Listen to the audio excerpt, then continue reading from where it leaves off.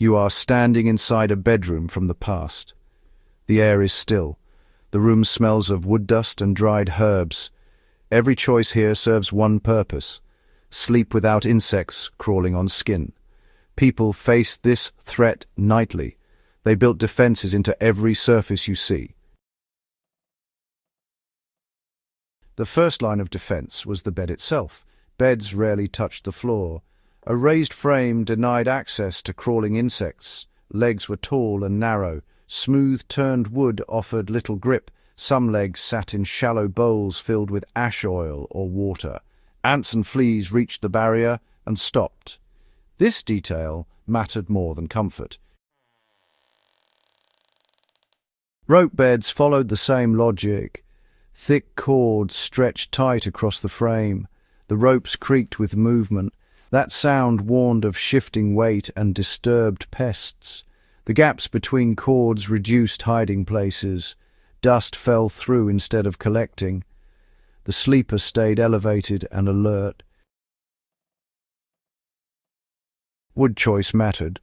Oak and walnut resisted boring insects. Pine attracted them. Craftsmen selected dense timber and sealed it with wax or oil. The surface felt slick and cool to the touch. Insects failed to cling. The bed frame became a defensive tool rather than simple furniture. Mattresses carried equal importance. Straw was common, but, also dangerous. Loose straw hosted fleas and lice. Careful households replaced it often. Better homes used dried reeds, rushes, or chaff packed tight. The mattress felt firm and rustled softly when moved. That sound exposed movement within. Some regions favored wool. Wool resisted insects when kept clean and dry. It held warmth without creating damp pockets. Mattresses stuffed with wool compressed under weight, then sprang back. This constant shift discouraged nesting. The smell of lanolin added another deterrent. Herbs were mixed into bedding. Lavender, wormwood, rosemary, and pennyroyal appeared again and again in records. These were not decorations. The scent filled the air. Oils transferred to skin and cloth. Insects avoided the smell. A sleeper felt the brittle stems through linen and smelled sharp green notes with every turn. Sheets and covers, followed strict rules. Linen ruled bedrooms for a reason. It dried fast and, stayed cool.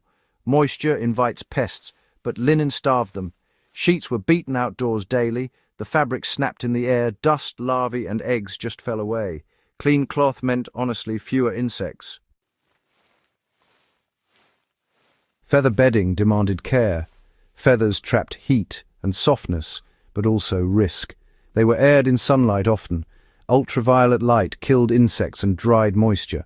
Feathers crackled softly when lifted, and any movement inside became obvious. Sun exposure was really routine, not luxury.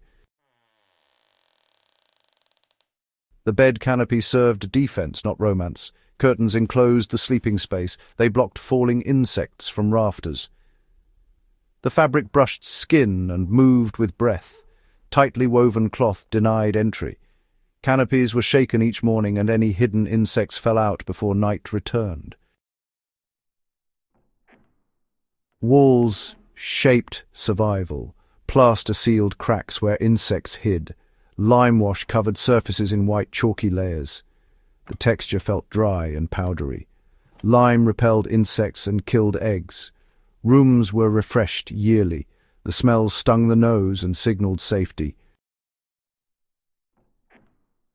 Wood paneling posed risk. Joints trapped pests. Better rooms minimized seams. Where wood existed, it was scrubbed with vinegar or lye. These liquids bit into the grain. The sharp scent lingered. Insects abandoned treated surfaces. Floors stayed bare or covered lightly. Heavy rugs hid pests. Stone or wood floors were swept daily.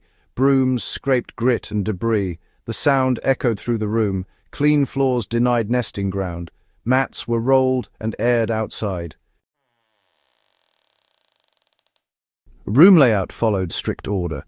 Beds sat away from walls. No contact meant no bridge for crawling insects. Furniture stayed sparse. Each item introduced risk. Chests stood on legs like beds. Shelves stayed high. Clutter invited infestation. Fireplaces played a role. Even in summer, ash was valuable. Cold ash spread under beds, absorbed moisture and deterred insects. Ash felt soft and cool underfoot. It marked movement clearly. Any tracks revealed unwanted visitors. Smoke mattered. Fires burned herbs and resin. Smoke drifted through rooms and into cracks. The smell clung to fabric and hair. Insects fled smoke. Fumigation occurred weekly in some households. Windows closed. Rooms filled with haze then cleared. Daily habits sealed the system. People washed before bed, you know. Clean skin attracted fewer insects. Clothing worn outside never entered the sleeping space. Night garments stayed separate. The fabric brushed the body lightly and carried no hitchhikers. Hair received attention. Combs removed lice and debris. Heads were covered at night. Caps prevented insects from nesting. The fabric hugged the scalp, and any crawling felt instantly. Food never entered bedrooms. Crumbs invited pests. Even water stayed out. Storage occurred in sealed containers elsewhere. The bedroom remained sterile by design. Light exposed threats. Candles inspected seams and corners nightly. Flames flickered and revealed movement. Insects scattered. Sleep followed inspection. Darkness came only after control. Seasonal routines reset everything. Spring cleaning was not optional. Bedding was replaced or boiled. Frames were dismantled. Joints were scraped and resealed. The smell of hot water and soap filled the house. Pests lost territory. Winter reduced insects, but not vigilance. Cold slowed movement. Homes still aired. Frost killed eggs in bedding hung outside. Fabric stiffened in the cold air. This simple act broke life cycles. Urban dwellers, faced greater risk. Shared walls spread infestation. People used tar pitch and resin to seal cracks. The surface stayed sticky and dark. Insects trapped themselves. Maintenance continued year-round.